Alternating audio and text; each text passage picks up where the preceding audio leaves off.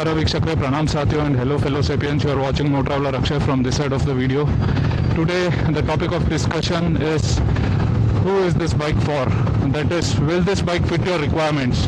Or simply put, is this bike for you? If you are in the market for purchasing a motorcycle around the 15 lakh rupee price bracket, then this video might be for you.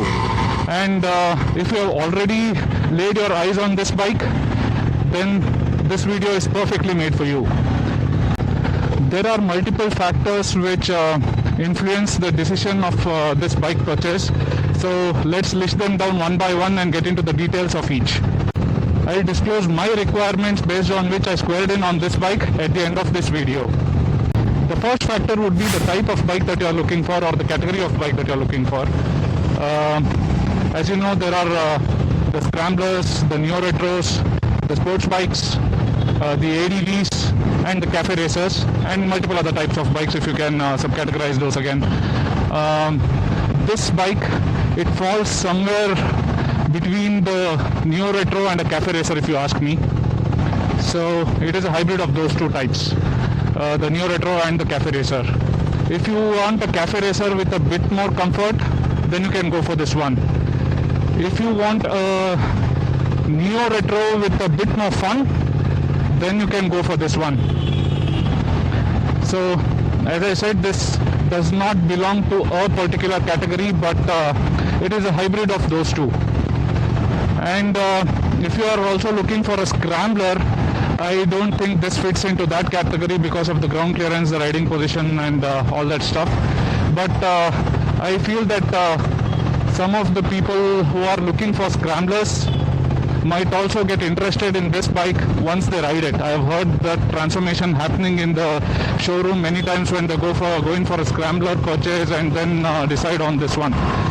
So you might as well try in on that. Basically, you choose the category of your bike based on your usage, right? Like what you will be using it for. Is it for long distance touring? Is it for city rides and weekend rides? Or is it for fun, like a sports bike going in ultra high speeds? So it depends on that. So based on the usage, if you would try to make your decision, if that is the factor that you are considering, but I would say that if you are looking for like a hybrid usage where you want to run errands in the city and then go for weekend rides which are considerably shorter when compared to long distance touring, then this would perfectly fit the bill. So I would like to say that for all the factors that I am going to disclose today, there is a caveat, an asterisk or a star mark, which I will mention at the very end of this video. The intention of mentioning this at the very end of this video is not to keep you hooked onto the video, definitely not, but yeah, if it keeps you hooked onto the video, well and good for me. But the reason for telling this at the very end of this video is that it makes sense to be disclosed at the very end of this video, and you will make that out once you get to the end of this video. So if you are looking for long tourers, then you need to go for the ADV because it is more comfortable. If you are looking for sporty ride, fun, then definitely you should go for sports bikes, which I believe will come at a premium for this power segment. But this one would kind of suffice if you are looking for fun. You might switch from a sports bike to this one if you like this kind of looks but want a very sporty ride. This beast in sports mode is a hooligan. I have told this multiple times before in my earlier videos as well. You can refer to those in my Speed Twin Stories playlist in my channel. But if that is not the case and you are looking for a relaxed ride, then this one would fit that bill too. So it serves multiple purposes. As I said, it's kind of a hybrid. For the city rides, it has very good maneuverability and superb handling and very good control as well when you brake it or try to change lanes. And for the short weekend highway runs, it's perfect. As I said, in the sports mode, it's a hooligan and definitely shows that it has Thruxton genes in it. So that's where it is. But then if you are looking to go on a long tour on this bike, you can do that based on your fitness, but you might need some slight modifications like handlebar raises and the seats if you want to, but I would say the seat is perfect. Though it looks thin, it's very well cushioned. I don't think you would face any issues on your butt even on long rides. It's superb seating conditions on this one. And even the suspension, it balances perfectly well. So you don't need any tweaking on the suspension as well, is what I would say. But if at all you feel that there is a need for a change in the suspension, I think Triumph offers Fox suspensions which can be manually adjusted easily. So that is the one that you can go for, which I think costs a bit, including labor. Maybe I think you are looking at figures of 80k or more.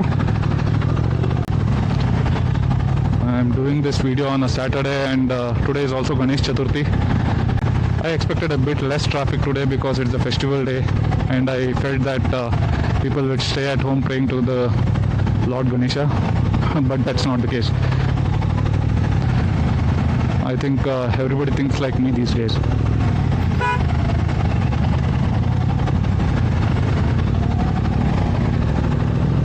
So as you can see, even in city traffic, slow moving traffic, I am able to perfectly manage this. No issues at all. And if you want to zip through, you can do that perfectly well as well.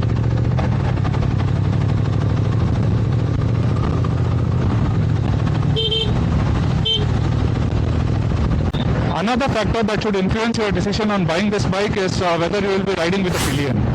So if you are riding single most of the times and doing rare sprints with a pillion, then perfect, go ahead with it. But if you are riding with a pillion most of the times, then it depends. I would say it is largely uncomfortable usually for most of the cases.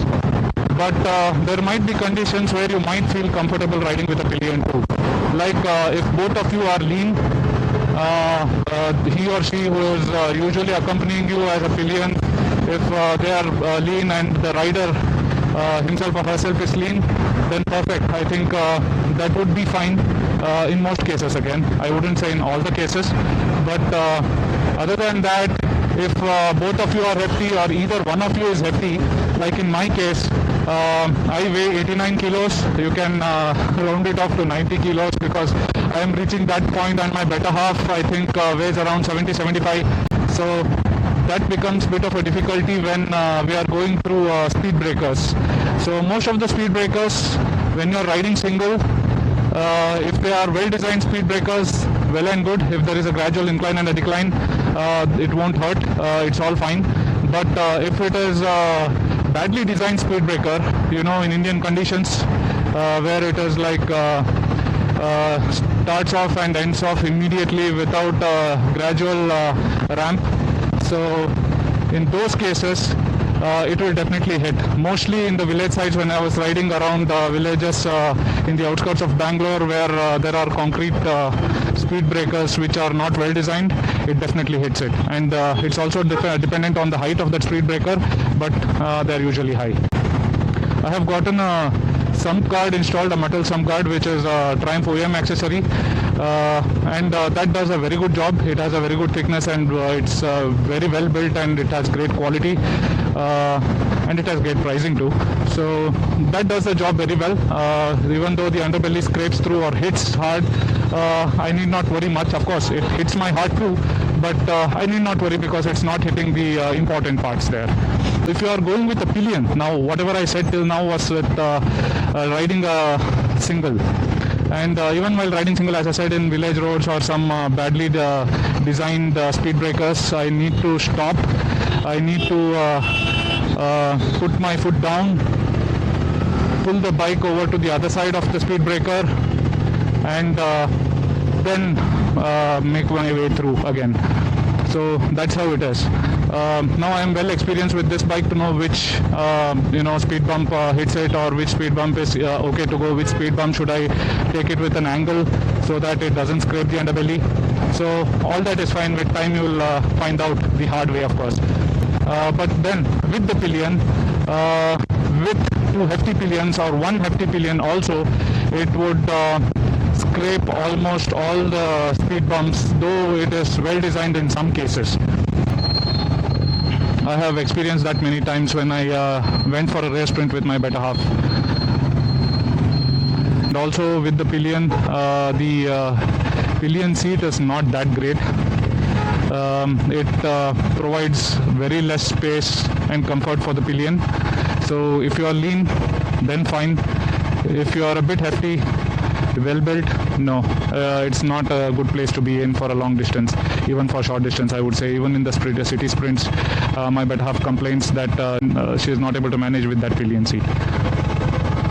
So look out for that.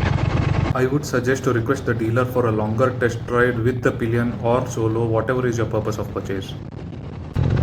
So if you are going on a long touring on this bike, then the range that this 14.5 litre tank offers is another factor.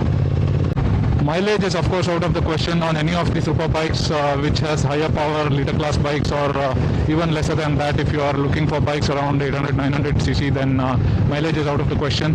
So don't ask me that, but it indirectly gives you the mileage when I say the range of this 14.5 litre tank that it provides. If you are riding sane, then you might end up getting around 300 kilometers also.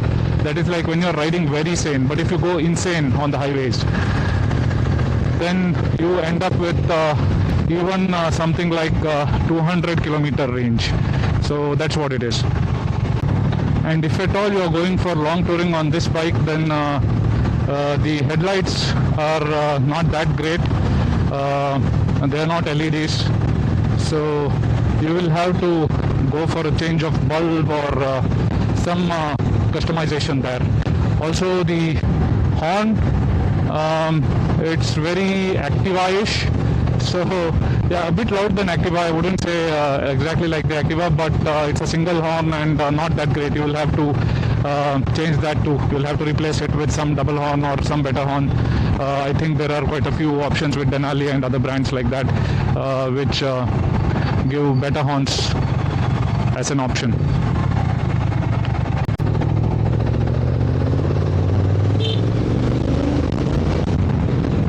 And you can also do light off-roading on this one, not heavy of course. Yeah, I have a few videos where I have done a bit of off-roading in the Speed Twin Stories playlist in my channel, but of course you cannot consider this bike for off-roading, and you must know that already. Just a point there. The tires on this one, the Metzeler Racetrack RR, it's more designed for the tarmac and also for the tracks, if that is your thing, but definitely not for off-roading, and definitely not for long touring either, I would say, because it's made of soft compound, and there are chances that it gets punctured a lot. So when you're on long touring, you are not sure on the kind of roads that you might encounter, and you might face problems there. So you might need to change your tires if you are looking for that. Another factor, if you have multiple bikes in your garage or plan to have multiple bikes in your garage, like if you have an ADV or something and want to buy a smaller and nicer bike which can be used for city purposes and weekend rides, as I have already mentioned, then go for it. If this is your second or third bike or whatever number it is, just go for it. This you would never regret buying, I would guarantee that. So yeah, use it as an all-purpose bike or for specific purpose, but when you are saying it's an all-purpose, then it should meet your specific requirements based on your fitness, as I've already told you. If you're comfortable doing everything, go ahead. If not, then it perfectly fits the bill of city rides as well as weekend rides. And also highway speeding, that's the fun part. You can go at insane speeds on this bike. Of course, I don't do that, being a responsible family man, but I have one of my cousins who has reached up to 200 kilometers per hour on this bike. So let me speak a bit about myself now, which might give you a bit of a perspective on your decision. So I'm nearing my 40s. I bought this bike about 2 years ago when I was around 37. My requirements were very simple. Weekend rides, which is my salvation. I get relaxed after a hectic week if I go for a weekend ride. And then to run errands within the city. So a rare city sprint. And I don't go out with a Pillion much. If there is a partner who is coming along with me, then it's usually an Activa within the city, or if it is for a longer distance, then obviously it is my car that does the duty there. So longer rides, yeah, I have seen people with Street Twin or the Speed Twin 900 as it is called now, who have done longer touring. I have seen YouTube videos where they have taken it to Leh Ladakh as well. I believe there are many other types of bikes, all kinds of bikes if you see in Leh Ladakh doing touring now. So people are comfortable doing that, go ahead. But I would say an ADV would fit the bill better, or a scrambler would do it better when compared to this one.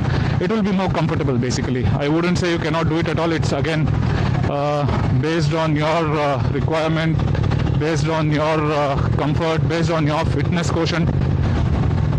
But yeah, you can do it, but not that comfortable. That's my take on it. So the caveat or the conditions apply that I was speaking earlier on this video, that's the point that we are going to speak about now. If you are a young soul, ready to do anything brash, go ahead, man. I mean, for the love of this bike and the experience that it provides, nothing matters it. And even if you are around my age or more, and if you are much fitter than me, of course, you can do it, anything. But yeah, I am talking from a more generic perspective, where I am taking comfort also into the equation. I think I have covered most of the factors, the major factors that influence your decision in buying this bike. So that's it for this video, guys.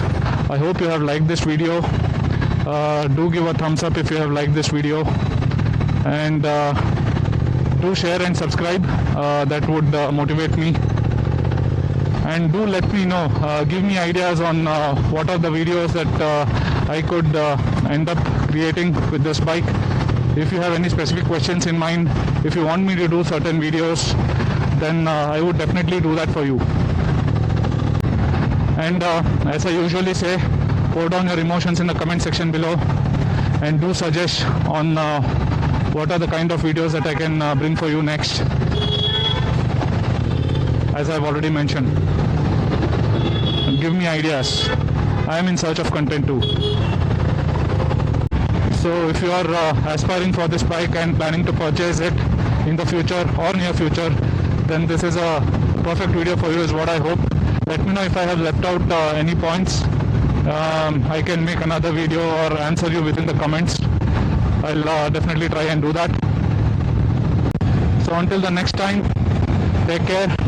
All the best if you are aspiring for this bike. I hope it stands in your garage very soon. And it's a perfect bike to be on, I would say. See you soon in the next video. Ciao.